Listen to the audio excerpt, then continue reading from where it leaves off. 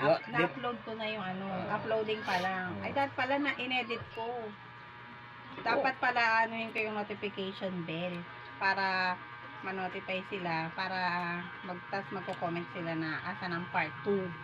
O kumbaga sasabihin ko ganito, guys, click the notification bell para sa part 2.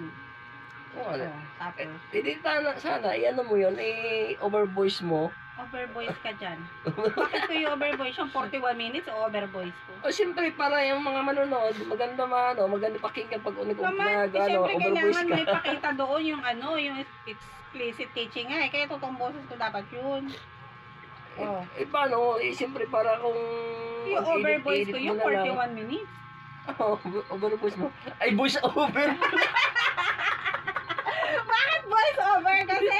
Overvoice. Ano ba dapat? Voice Voice over.